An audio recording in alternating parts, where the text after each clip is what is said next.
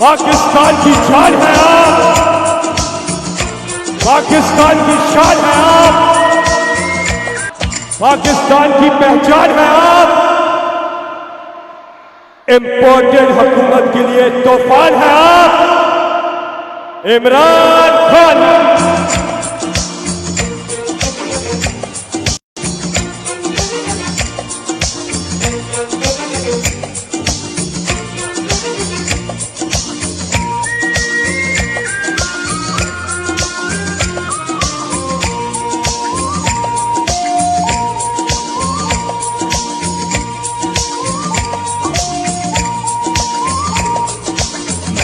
पाकिस्तान हूँ, तू भी पाकिस्तान है, मैं भी पाकिस्तान हूँ। बिस्मिल्लाहिर्रहमानिर्रहीम।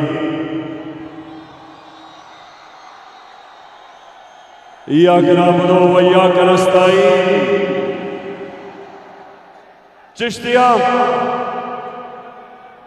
मुझे तो ये अंदाजा ही नहीं था कि चिश्तिया में इतने ज्यादा लोग होते। मैं आप सबको इतनी गर्मी में और इतनी देर में आप सब खड़े हैं, मैं आपका शुक्रिया अदा करता हूं। और आज खास तौर पे चिश्तिया में जिस तादाद में मेरी बहनें निकली, आपको मैं सलाम करता हूं। अच्छा, मुजफ्फर ने मुझे ये कहा आप सबके सामने कि चिश्तिया नून लीग का गढ़ था।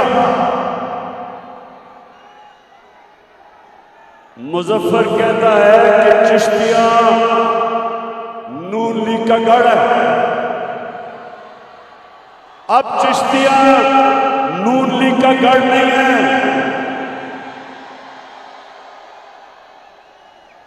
लंदन नून लीग का गढ़ है। सारा टब्बर लंदन में होता है और पाकिस्तान में कमाई करने आता है। यहां से हमारे मेहनतकश लोग बाहर कमाई करने जाते हैं, पैसा पाकिस्तान भेजते हैं। ये रहते बाहर पाकिस्तान में चोरी करके पैसा बाहर देते हैं। तो इंशाअल्लाह चिश्तिया जरा मेरे गौर से नौजवानों, गौर से मेरी बात सुनो। चिश्तिया के बादशाह नौजवानों, मैं देख रहा था एक बात की आपको समझ आ रही थी, और यहां इस तादाद में मेरी बहनों को भी एक बात की समझ आ रही थी। तो एक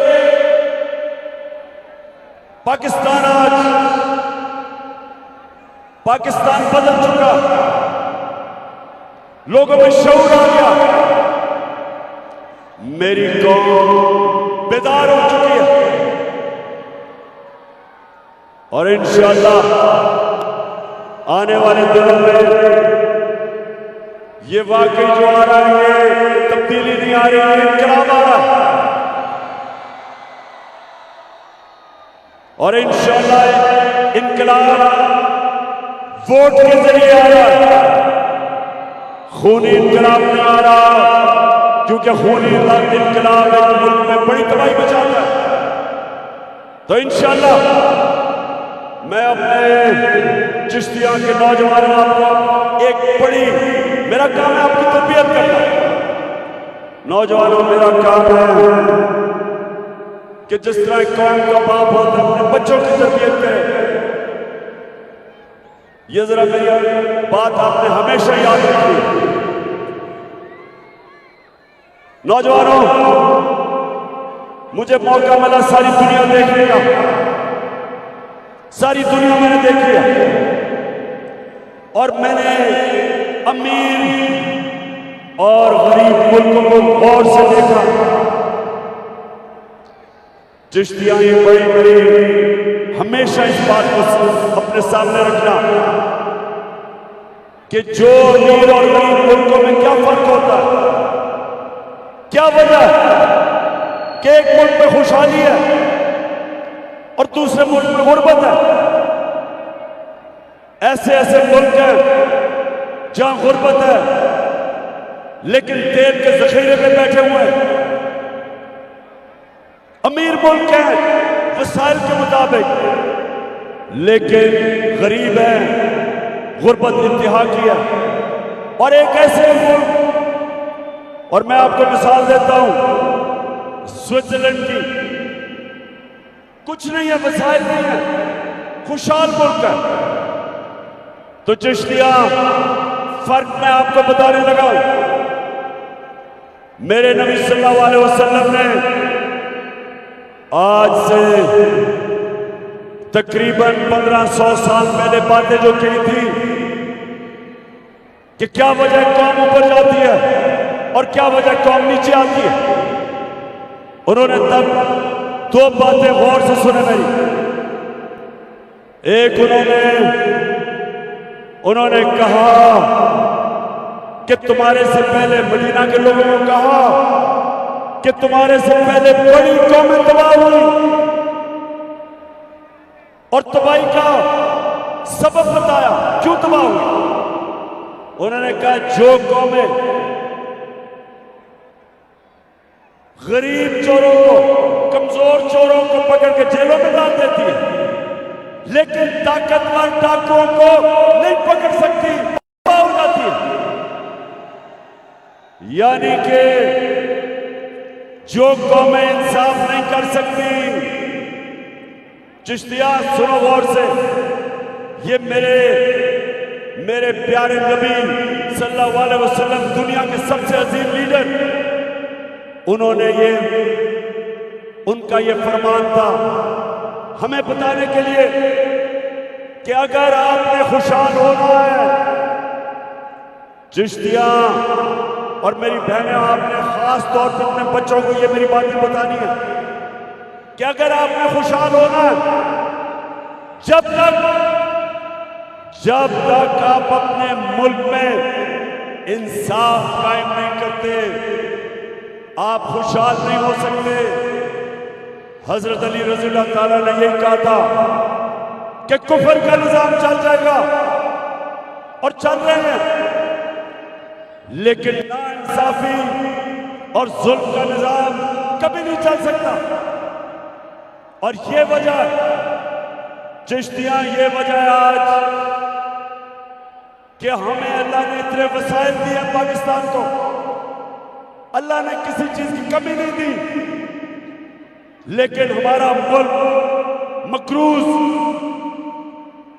हमारा मुल्क कर्जों में डूबा हुआ है, हमारे गुर्बत है, हमारे लोग बाहर जाते हैं नौकरियां लेने के लिए क्योंकि यहां रोजगार नहीं है।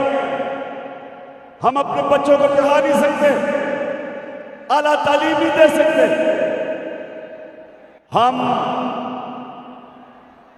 एक बड़ा अल्लाह की तरफ से इम्तिहान आता है सैलाब का, जो आज सैलाब आया हुआ है पाकिस्तान में, और हमें दुनिया के सामने हाथ फैलाने पड़ते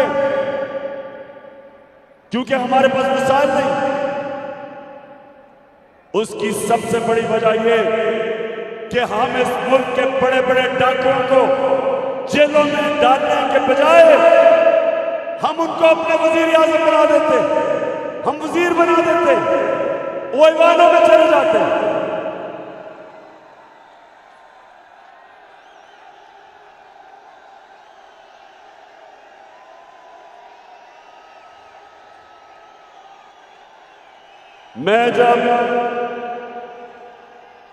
मैं जब आजाद अदलिया के लिए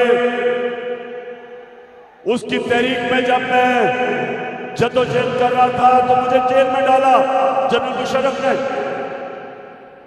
चिश्तिया, मैं आपको बताऊं कि जेल में मुझे कोई बड़ा डाकू नहीं नजर आया, सिर्फ छोटे चोर नजर आए, छोटी छोटी चोरियों पे जेल पे।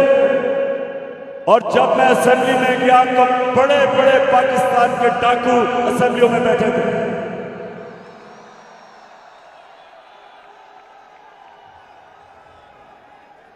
और जब एक कौम हमारे अजीम लीडर मेरे नबी जब उनके फरमान पे नहीं चलती तो वो कौम को नुकसान होता है।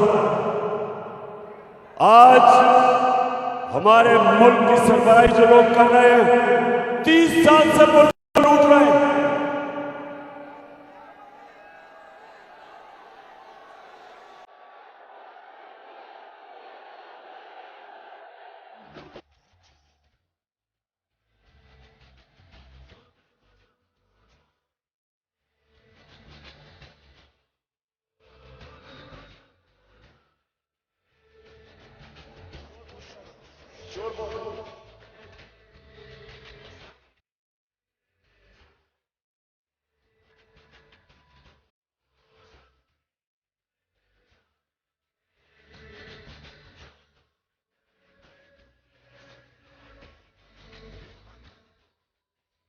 तो चिश्तिया अब नौजवानों, अब जरा सुनो हो क्या रहा है मेरे मुल्क के साथ।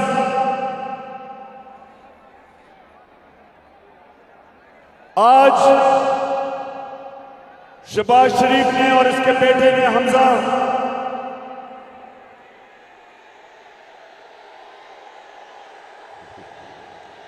मुर्गी या कुकड़ी, अच्छा हमजा और इसने आज इन्होंने अदालत में कहा है कि हमारा FIA का केस खत्म किया जाए। चिश्तिया आप जानते हो वो केस क्या है? 16 अरब रुपया 16 अरब रुपया इन्होंने अपने नौकरों के नाम पे लिया। इन दोनों का अंडर ट्रायल थे, सजा होने वाली थी, दोनों को सजा होने वाली थी। 4 नौकर मुलाजिम जिनके नाम पे इन्होंने 16 अरब रुपया वसूल किया, जिसमें एक मकसूद चपरासी 4.25 अरब 375 करोड़ रुपया उसके अकाउंट में था। और हुआ क्या, इनको सजा होने वाली थी। इसने शिरकत की बैरूनी साजिश में। उस साजिश के तहत ये हमारे ऊपर अंदरूनी और बैरूनी गद्दारों ने इसको हमारे ऊपर मुसल्लत किया।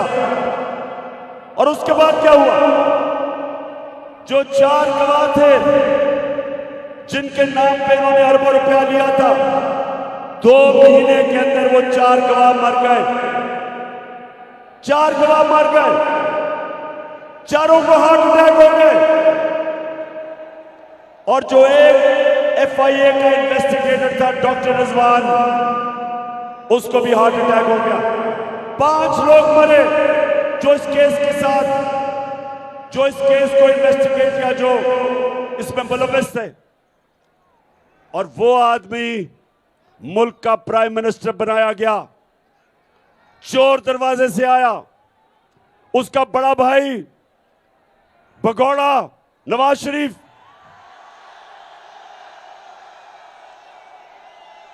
वो लंदन में बैठा है।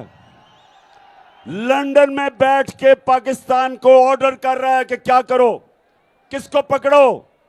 वहां से बैठ के कह रहा है कि किसको जेल में डालो।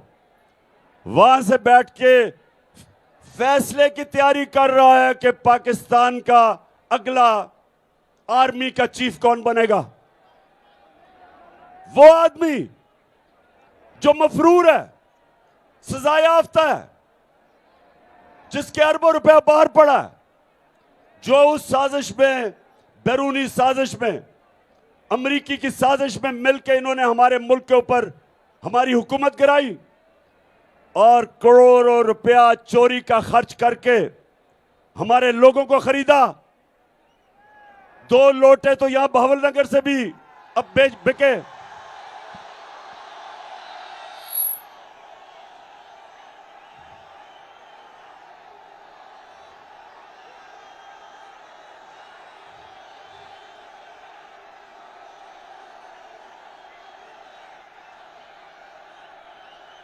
और बहावलनगर जरा ये जो आज आपका वजीर आजम है, मैं बार बार चाहता हूं कि मेरी सारी कौम सुने कि वजीर आजम आपका किस तरह का है। जरा नीचे थोड़ा नीचे जरा ये दिखाओ कौम को कि वजीर आजम दौरे करके क्या कह रहे हैं। मैं सऊदी अरब से होके आया हूँ, मैं यूएई के होके, अभी मैं तुर्की होके आया हूँ, और मैंने उन भाइयों को कहा कि आप हमारे बड़े अजीम भाई हैं, हमेशा आपने हमारी मदद की। और मैंने यही कहा, जब मैं आया हूँ तो आप समझेंगे शायद ये मांगने आया, मैं मांगने नहीं आया, लेकिन मजबूरी है। जिस तरह माजी में 75 साल में आपने हमारा हाथ बटाया है, कुछ अर्सा आप हाथ बटा। मैंने कहा मैं वादा करता हूं कि इंशाअल्लाह हम पूरी कौम हम मिलकर दिन रात मेहनत करेंगे, पसीना गराएंगे, अपने पांव पे खड़े होंगे।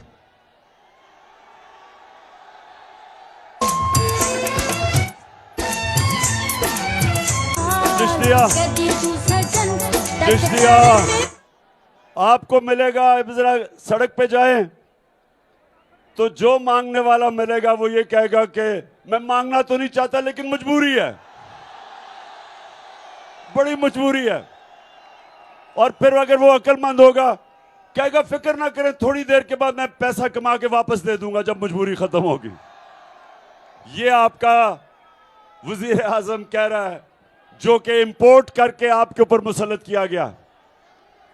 तो चिश्तिया दूसरी चीज अब सुने जरा, एक मेरे नबी ने कहा कि जो कौम इंसाफ नहीं करती, ताकतवर को कानून के नीचे नहीं लेके आती, वो तबाह हो जाती है।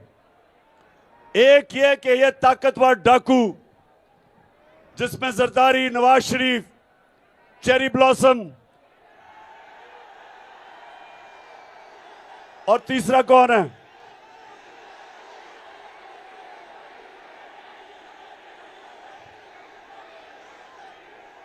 यानी वो, अच्छा मैं नाम नहीं लेता, लेकिन वो जो डीजल के परमिट पे अपने आप को बेचता है, समझ गया?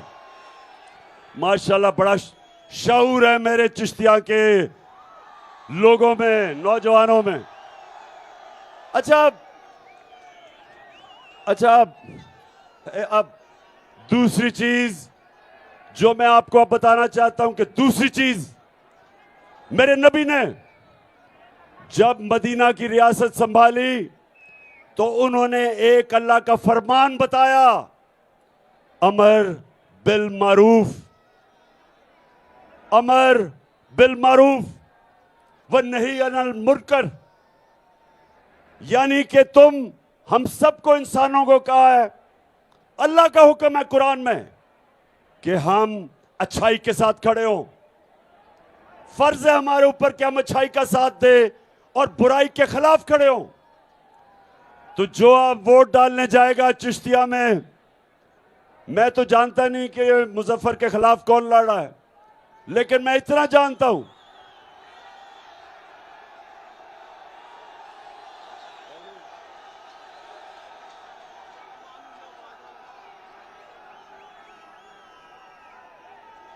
मैंने सुना इसके पास बहुत पैसा है।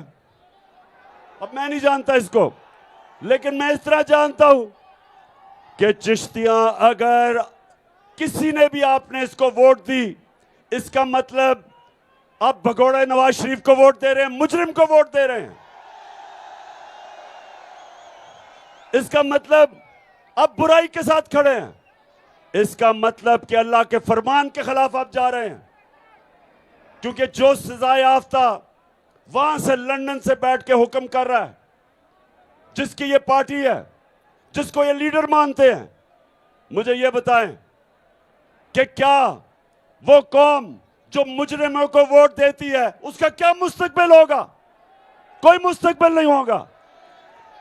तो आज मैं तो नहीं जानता ये आदमी कौन है, लेकिन मैं आप सबको कहता हूं कि ये आपके ऊपर लाजिम है कि आप ये मुजफ्फर को जिताएं।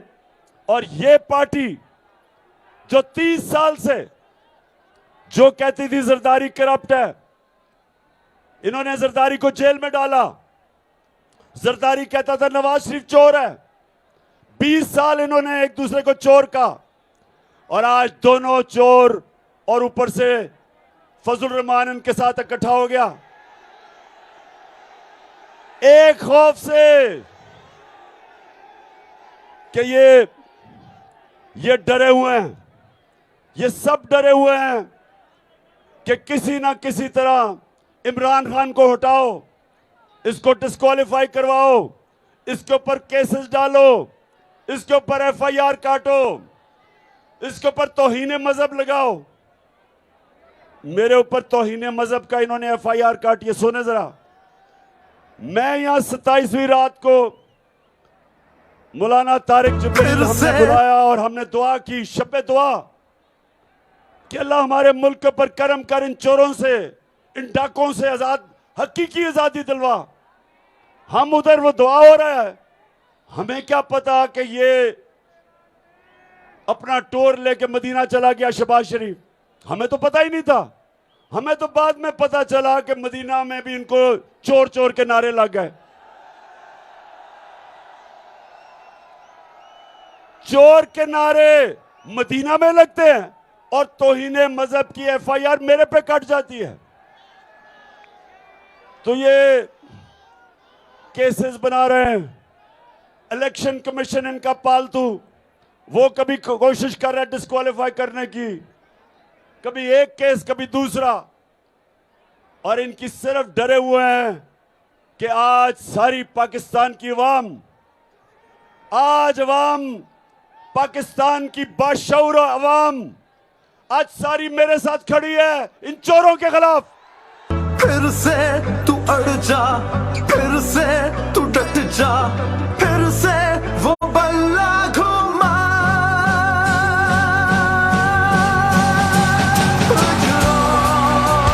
कदम बढ़ा, फिर से वो लम्हा दोहरा, जब जीत के आया था, फिर से वतन को जिता। एक और कदम बढ़ा, कभी कभी सुने सुने सुने बस।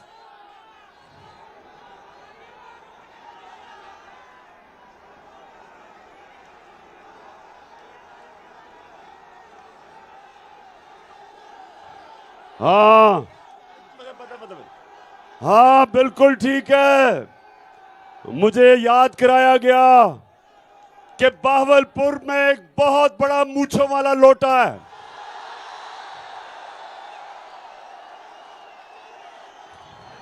इंशाल्लाह उस बड़े मूंछों वाले लोटे को मैं खुद कैंपेन करके इंशाल्लाह हराऊंगा उसको।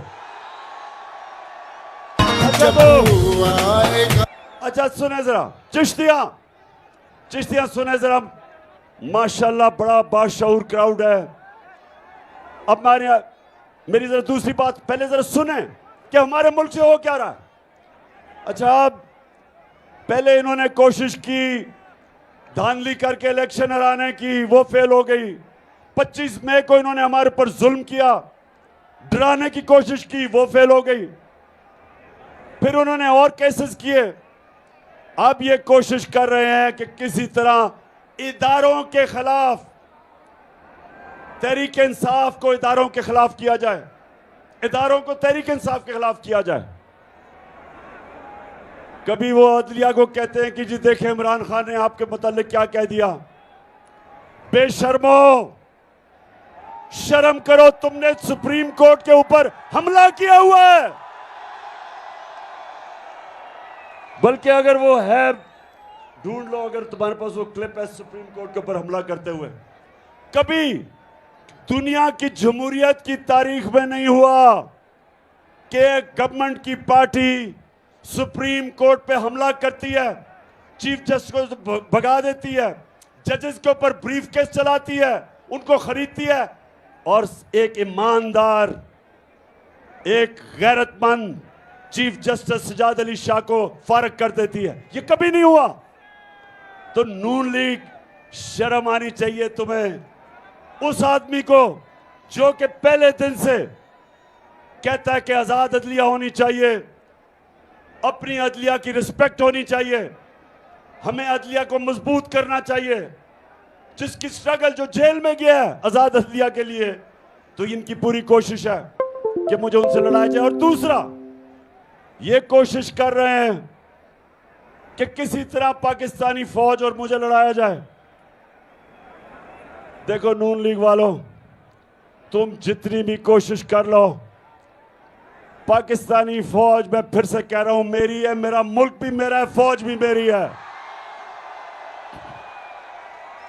वो बोला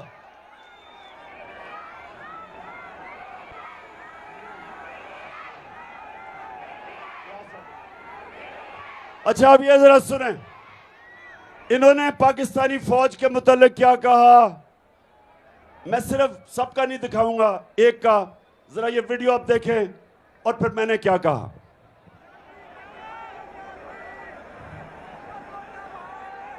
आपको आज वैसे मैं काफी फिल्में दिखाऊंगा, तो हमारे के बैंडेड जो मरियम के पास है। और अगर बिगड़ोगे तो फिर अगर हम की क्या बात करते हैं, मुझे याद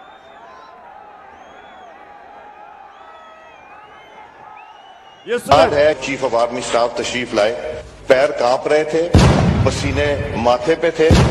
दफा के लिए ये पूरी एक मिनट, इसको भी जरा सुना दें। ये आजकल यूनिटी के साथ अपना सीना चौड़ा करके डिफेंस बजट को क्लेम कर रहे हैं और मांग रहे हैं कौम से। कौम की हड्डियों से गोश्त तक जो है इन्होंने निचोड़ लिया है और उतार लिया है। तो हमारी किरदार कशी करना छोड़ दो।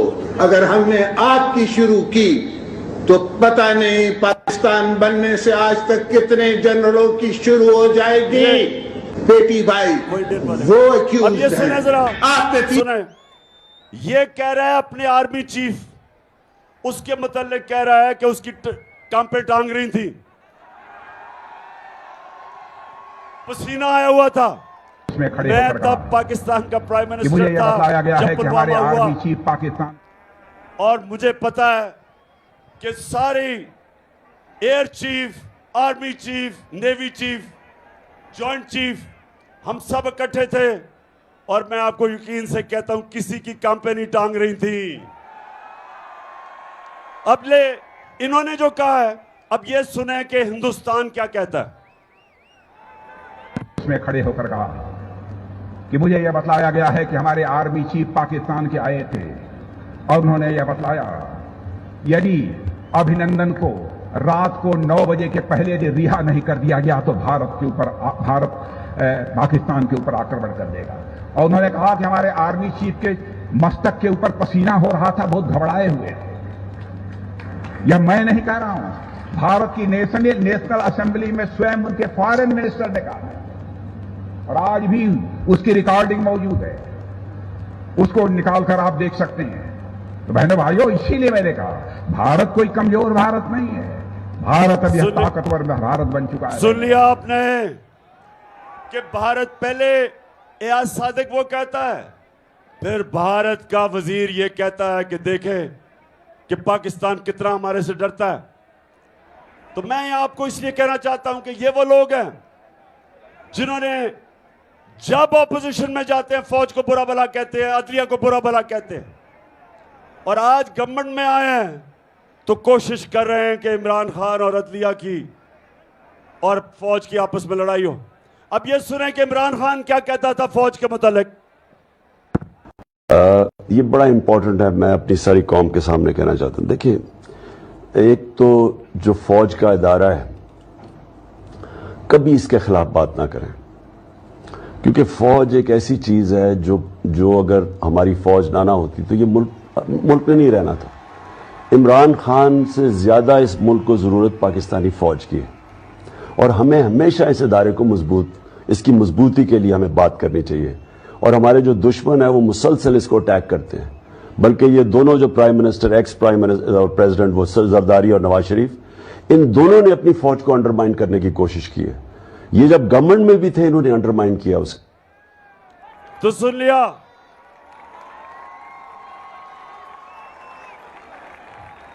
और कभी मेरी हमेशा कोशिश हुई है कभी अपनी अदलिया और अपनी फौज, कभी भी मैंने इनकी तनकीद की तो मेरी कोशिश होती है कि तामीरी तनकीद की जाए, जिस तरह बाप अपने बेटे के लिए करता है, उसको तनकीद करता है ताकि वो बेहतर इंसान बने। इसलिए हम चाहते हैं कि अगर इदारा बेहतर हो, हम कभी अपने मुल्क के इदारों को कमजोर करने कभी भी हमने कोशिश नहीं की, ना करेंगे, ना करने देंगे। है ये राहे अमल, आओ हम सब साथ चले, मुश्किल हो या आसानी, हाथ में डाले हाथ चले, धड़कन है पंजाब मगर दिल अपना मैदान है। मैं भी पाकिस्तान हूँ, तू भी पाकिस्तान है, तू तो मेरी जान है, तू तो मेरी आन है, तू मेरा ईमान है। ये जो गवर्नमेंट है, चिश्तिया सुनो जरा, इन्होंने इस खौफ से कि कौम आज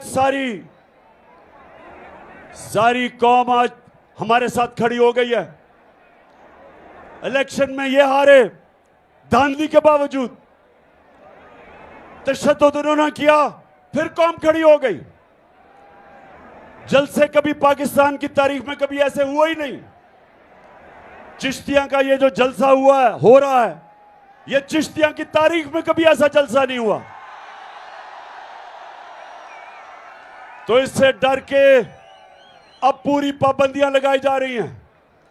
कल पेशावर का जलसा था, इन्होंने सारे टीवी पे बंद कर दिया, इन्होंने यूट्यूब भी बंद कर दी, दुनिया में मजाक उड़वाया, सिर्फ खौफ इनको कि किसी तरह ये चोर पाकिस्तान पे मुसल्लत रहे, और ये जिन्होंने लेके आए वो लोग जिनकी ये खिदमत कर रहे हैं, जो इनके बैरूनी आका हैं, जो इनको लेके आए, ये इनकी सबकी कोशिश है कि इनके ऊपर हमारे ऊपर मुसल्लत रखो। मुझे चिश्तिया, मैं आज आपके सामने एक नई इंकशाफ कर रहा हूं, और सुने, मुझे मालूम हुआ कि अब एक नया प्लान बन रहा है। मुझे कह रहे हैं कि देखें इमरान खान, सैलाब के लिए काम करो, सियासत ना करो। मैं इनको यह कहता हूं कि सैलाब के लिए इंशाअल्लाह जो काम मैं करूंगा, मैं सबसे ज्यादा पाकिस्तान में काम करूंगा, और मेरी जमात भी करेगी, गवर्नमेंट से भी करवाऊंगा इंशाअल्लाह।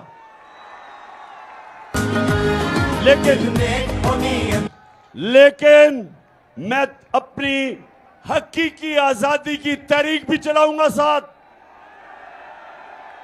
पूरी तरह तुम चोरों का मुकाबला भी करूंगा। तो अब हमें पता चला कि एक नई साजिश हो रही है, हमारी पंजाब की हुकूमत को गिराने की कोशिश हो रही है। और कोशिश कैसे हो रही है? लोटे बनाने की कोशिश हो रही है।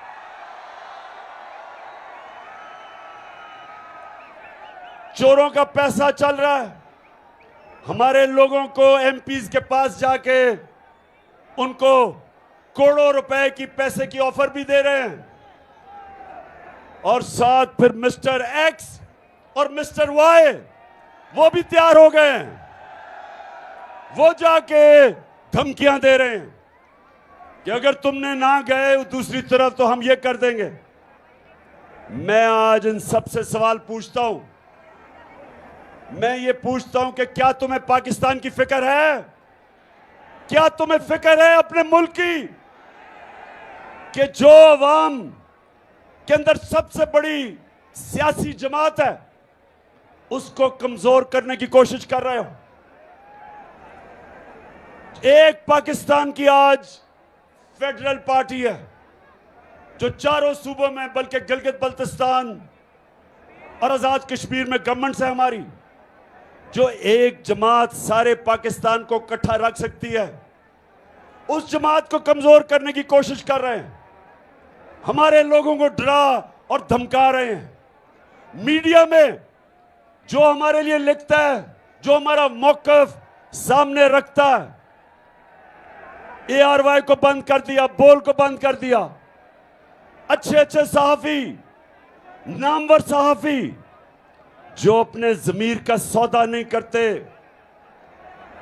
2 मुल्क से बाहर चले गए क्योंकि उनको इतना इन्होंने डराया और उनके ऊपर खौफ तारी किया। उसके अलावा बाकी सहाफियों को, चैनल्स को बकायदा इंस्ट्रक्शंस देते हैं कि तुमने तहरीक इंसाफ को कवर नहीं करना। इस्लामाबाद का हाई कोर्ट कहता है कि दिखाओ गलत बैन किया तुमने इमरान खान को, उसके बावजूद ये टीवी नहीं देखने देते, इसलिए कि कोशिश कर रहे हैं कि हमारी जमात को कमजोर करो।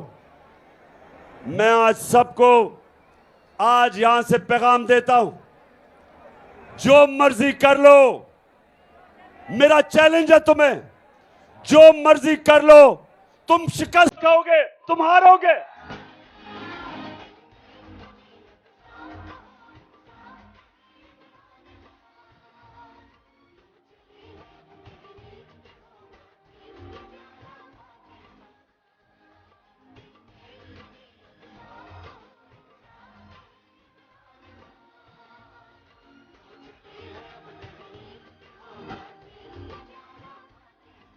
अच्छा, अब ये जो कोशिश हो रही है पंजाब गवर्नमेंट कराने की, अब मैं आपको उनके मुंह से बता रहा हूं कि नून लीग के लीडर इसके मतलब क्या कहते हैं कि अदम एतमाद कैसे कामयाब होती है।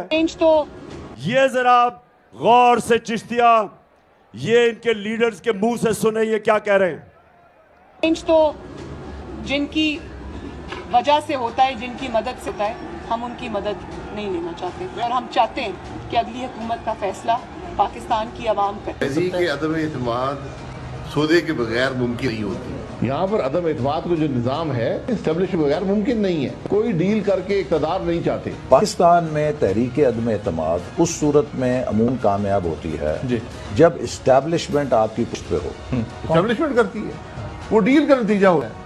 जब भी अदम एतमाद से होते हैं तो यकीनन डील करती है। इस्टेब्लिशमेंट के बगैर अदम एतमाद की तहरीक को कामयाब नहीं किया जा सकता, क्योंकि इस्टेब्लिशमेंट भी एक तीसरी कुव्वत के तौर पे या चौथी कुव्वत के तौर पे पार्लियामेंट में यानी बकलम खुद जो है मौजूद है। तो मैं चिश्तिया, सुना आपने, ये सारे इनके लीडर कह रहे हैं कि एस्टेब्लिशमेंट के बगैर अदम एतमाद नहीं हो सकती। अब इसका दूसरा मतलब क्या कि अगर पंजाब में अब अदम एतमाद कामयाब हुई तो इनके बकौल, इनकी ज़बानी ये एस्टेब्लिशमेंट करवाएगी। इसलिए मैं सबको आज पैगाम देना चाहता हूं कि देखें, इस मुल्क का सोचें, अपनी कौम का सोचें। ये जो सारे तमाशे हो रहे हैं पाकिस्तान में, हमारे हालात आज ऐसे हैं कि हमारे मुल्क उस मुआशी बुरान से गुजर रहा है जो पहले पाकिस्तान की तारीख में नहीं था। जब से ये चोर ऊपर मुसल्लत किए गए हैं, ये सारे चोर आके कहते थे कि इमरान खान को इसलिए हटाना चाहिए कि महंगाई है। 4 महीने में, चिश्तियां 4 महीने में जो महंगाई हुई पाकिस्तान की तारीख में नहीं हुई। हमारा जिस तरह रुपया गिरा, हमारा जो रुपया गिर रहा है, ये पाकिस्तान की तारीख में इतने कम वक्त पे इतनी तेजी से नहीं गिरा। जो हमारे किसानों का हाल है, 4 महीने के अंदर किसानों का आज वो हाल है कि हमें खौफ आ रहा है कि सैलाब, अगर साथ सैलाब की वजह से भी, और जो इन्होंने बिजली के बिल महंगे किए हैं, जो डीजल महंगा किया है किसानों के लिए, जो हालात हैं आज, हमें यह डर है कि पाकिस्तान, हमारे लोगों के पास सही अनाज ही नहीं होगा सर्दियों के बाद। और उस वक्त जब हमारी माशियत, हमारी इंडस्ट्री बंद हो रही है, बेरोजगारी बढ़ रही है, जब IMF के प्रोग्राम के बावजूद रुपया गिर रहा है, तो इन हालात के अंदर क्या यहां मुल्क में ये सियासी खेलें चल रही हैं कि पंजाब की हुकूमत गिराओ, पहले गिराई फिर से गिराने की कोशिश करो? ये सिर्फ और सिर्फ जो हो रहा है ये मेरी कौम की तबाही की तरफ लेके जा रहे हैं। आईएमएफ क्या कहता है? आईएमएफ जो इंटरनेशनल अदारा है वो कहता है कि पाकिस्तान श्रीलंका की तरफ जा रहा है। जिस तरह श्रीलंका के अंदर लोग सड़कों के ऊपर आ गए, खुद ही जो बिजली के बिल आ जाएं, आज यहां सामने मेरी बहनें हैं, मुझे बताएं आपको बिजली के बिल मिले? बिजली के बिल मिले?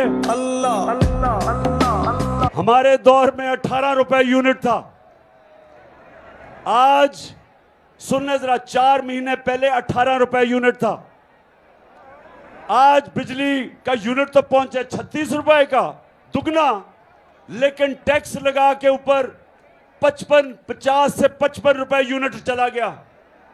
और अभी आईएमएफ कहती है कि और बिजली बढ़ेगी, गैस दुगनी से भी ज्यादा हो जाएगी। तो सवाल यह है कि जिस मुल्क को पहले तो साजिश करके चोरों को मुसल्लत किया, फिर माशी हालात तबाही की तरफ जा रहे हैं, और आज भी खेलें कोशिश हो रही है कि किसी तरह पंजाब की हुकूमत गिराई जाए ताकि वो जो लंदन भगौड़ा गया हुआ है वो वापस आ सके। नवाज शरीफ, सुन लो, मैं भी तुम्हारी इंतजार कर रहा हूं कि वापस आओ और जल्दी वापस आओ। ये मेरा आपसे वादा है कि ये सारी कौम तुम्हारा इस्तकबाल करेगी, और वो ऐसा इस्तकबाल होगा कि इस मुल्क की तारीख में कभी ऐसा किसी का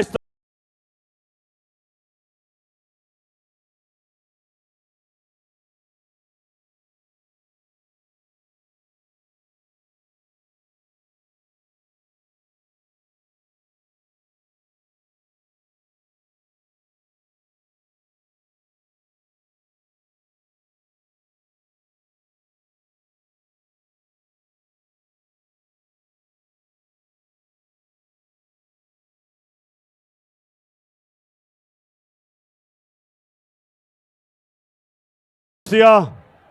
अब मैं आपको बताऊं कि नवाज शरीफ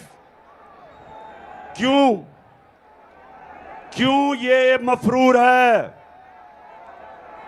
ये क्या हुआ, ये कहानी किधर से शुरू हुई? ये कहानी आज से 10 साल पहले शुरू होती है। मैं अब आपको एक और फिल्म दिखाने लगा हूं,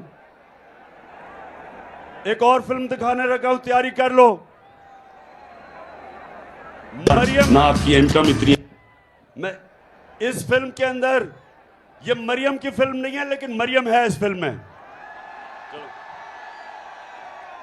ना आपकी इनकम इतनी है कि आप कोई प्रॉपर्टी आप ले सकते हैं, कि आपने मे फेयर के अंदर जो आपकी 4 अपार्टमेंट्स हैं उनकी 1 अरब से ज्यादा, 1 अरब रुपए से ज्यादा उनकी कीमत है। अब 4.5 अरब तक पहुंच गई है उनकी कीमत। आपने अपनी जो टैक्स में टोटल आमदनी बताई है 94 में, 1.5 लाख रुपए है। मुझे ये बताएं कि आपने अरबों रुपए की मे फेयर में प्रॉपर्टी खरीदी कैसे? अब ये ऑपोजिशन लीडर बन के मैं इनसे पूछ रहा हूं, मुझे ये बताएं कि लंदन के सबसे महंगे इलाके में, लंदन यूरोप का सबसे महंगा शहर है, उसके सबसे महंगे इलाके में इन्होंने 4 बड़े बड़े महल्लात अरबों रुपए के खरीदे। तो मैं आज से 10 साल पहले मैं पूछ रहा हूं कि किधर से पैसा आया, क्योंकि आपने टैक्स तो दिया ही नहीं। टैक्स में जो आप बता रहे हैं आपके पास पैसा है ही नहीं। तो आगे जरा ये सुने क्या होता है। बात यह है कि जिन अरबों रुपए की मे फेयर की प्रॉपर्टीज की ये बात कर रहे हैं, ये तो पहले पता नहीं है। बताएं कौन सी प्रॉपर्टीज है, लाएं, दिखाएं, उसका कोई प्रूफ लाएं। सुन लिया बात ये शहबाज शरीफ का बेटा जो मफरूर हुआ है, ये कह रहा है कि कौन सी प्रॉपर्टीज की बात कर रहे हो, ये जरा गौर से सुन ले। मैंने कहा तुम्हारे पास प्रॉपर्टीज हैं, कहते हैं हमारे पास कोई प्रॉपर्टीज नहीं है। अब जरा ये मरियम बीबी को सुन लें।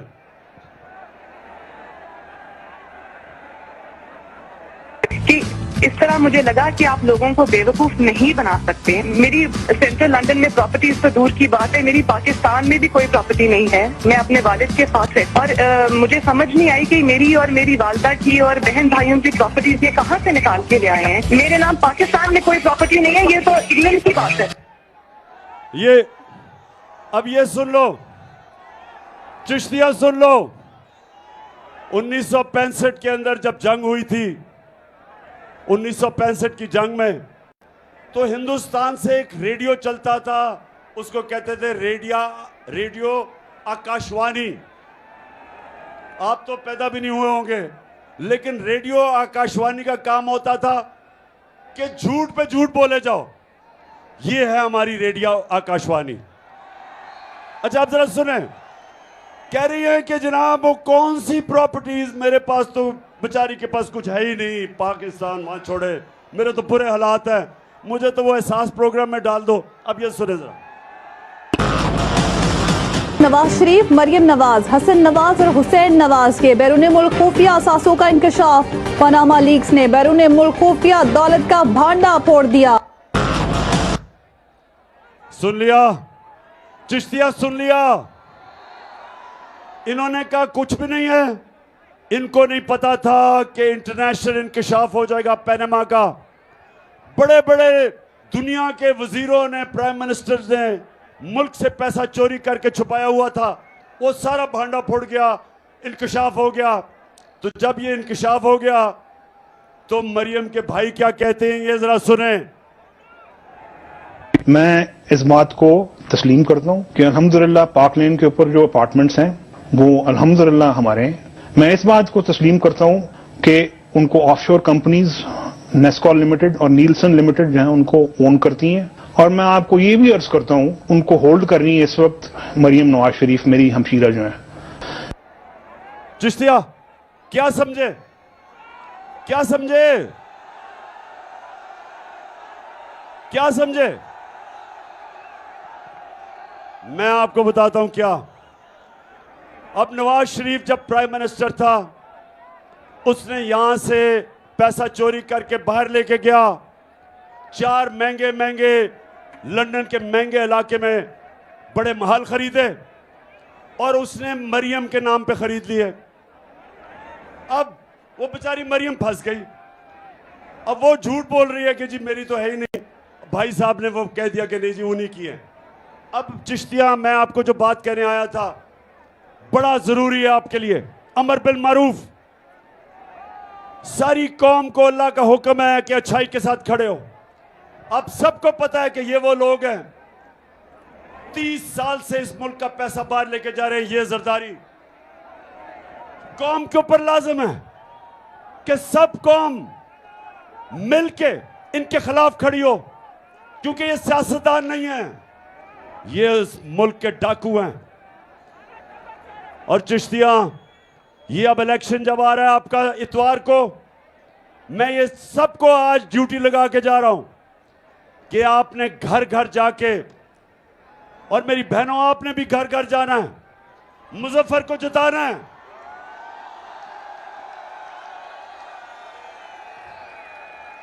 लोगों को आपने बताना है कि इस वक्त पाकिस्तान एक फैसला कुन वक्त पे खड़ा है। हमारे सामने 2 रास्ते हैं।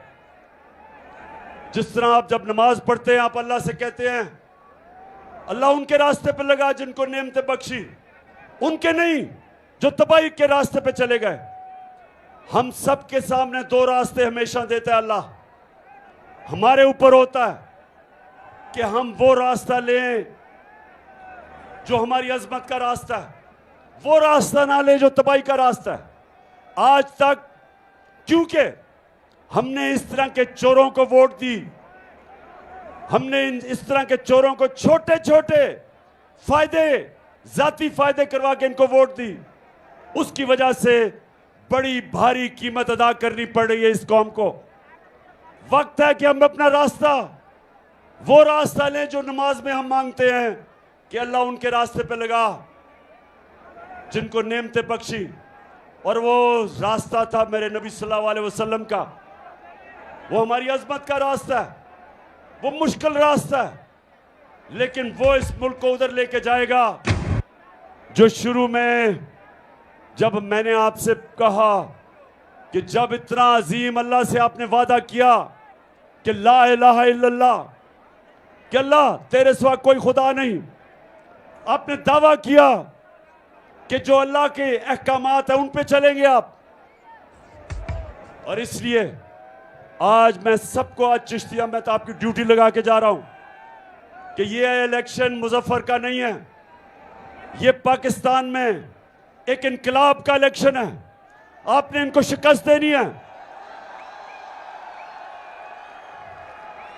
और इसको इंशाअल्लाह वो मुल्क बनाना है जो इलामा इकबाल की ख्वाब थी और मेरे लीडर कायद आज़म मोहम्मद अली जिन्ना की जद्दोजहद थी। पता था कैंसर से वो जा रहे हैं, पता था ज्यादा देर जिंदा नहीं रहना, लेकिन हमारे लिए कायद आज़म ने बीमारी के अंदर जद्दोजहद की और हमें एक मुल्क दिया जिससे अभी तक हमने इंसाफ नहीं किया। वक्त आ गया कि अपना रास्ता सीधा करना, वक्त आ गया मेरे पाकिस्तानियों, वक्त आ गया है कि उस रास्ते पे चले जो हमें इस कौम को एक अजीम कौम बनाएगा। दुनिया में हर एक पासपोर्ट की इज्जत होगी। जब हम उस रास्ते पे चलेंगे हमें फख्र होगा, दुनिया में जिधर भी जाएंगे लोग पाकिस्तानियों को इज्जत की तरफ निगाह से देखेंगे। हम वो पाकिस्तान चाहते हैं और उसका सफर शुरू हो चुका है और इंशाअल्लाह इतवार को आपने इलेक्शन जितवा के हमें उस रास्ते की तरफ और भेज देना है। चिश्तिया जिंदाबाद।